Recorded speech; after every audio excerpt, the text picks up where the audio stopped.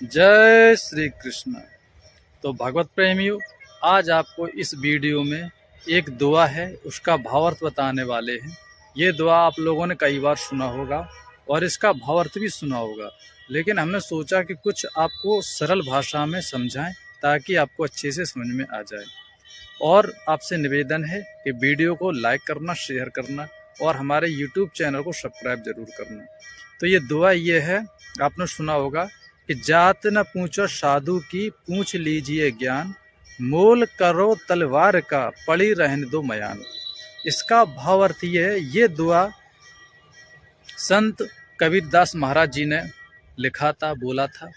तो इसका जो सरलार्थ ये बनता है, मैं आपको बताना चाहूँगा। उससे पहले आपको एक बात बताना चाहता हूँ कि उस समय जात पात बहुत थी, अब तो बहुत कम हो चुकी है, 2-4-5% के लगभग है। पहले बहुत थी, 100 में 95% जाति का भेदभाव था। तो इस जाति का भेदभाव को लेते हुए कबीरदास महाराज ने ये दुआ लिखा था, बोला था, जो मैं आपको बताने जा रहा हूँ, जो आपने अभी सुना है।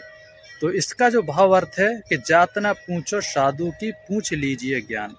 यानी कि आपके आसपास कोई संत है, कोई भक्त है, कोई भगवान की आत्मा है जो ईश्वर की भक्ति करते हैं, तो आप उनकी जाति को न पूछें, आप उनसे ज्ञान पूछें।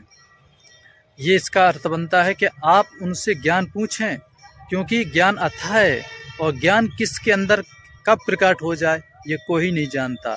जाति पाति हम आप देखते हैं, लेकिन ज्ञान कभी जात पात नहीं देखता, जल कभी जात पात नहीं देखती, वायु कभी जात पात नहीं देखती।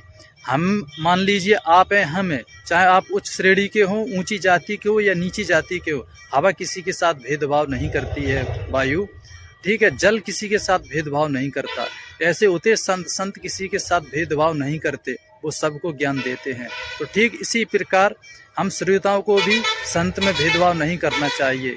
संत किसी भी जाति का हो, संत की जाति कब होती है? जब वो संत नहीं बना है।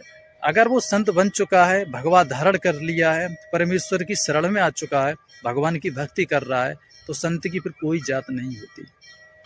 इसलिए कबीरदास महाराज ने कहा है कि जात ना पूछो साधु की, पूछ लीजिए ज्ञान, मोल करो तलवार का, पड़ी रहने दो मयान। देखिए, अब मैं बताना चाहूँगा कि तलवार की कीमत उसकी धार से होती है। जितनी अच्छी धार होगी तलवार में, उतनी ही अच्छी तलवार की कीमत होती है, मूल होता है, ठीक है।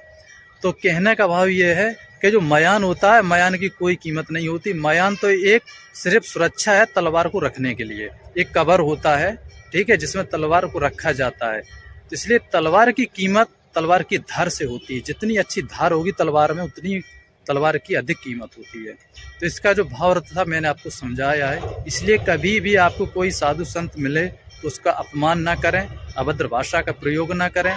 आप अगर यदि आप उनका सम्मान नहीं कर सकते तो उनका अपमान भी ना करें। और किसी साधु से अगर आपको मिलता है तो साधु से ज्ञान पूछिए, उनकी जात पात ना पूछें, उनसे आप ज्ञान लीजिए, क्योंकि हर संत के पास थोड़ा बहुत भगवान का ज्ञान अवश्य होता है। तो एक छोटा सा वीडियो अगर अच्छा लगा हो तो लाइक करें, शेयर करें और हमारे YouTube चैनल को सब्सक्राइब जरूर करें। जय श्री कृष्ण।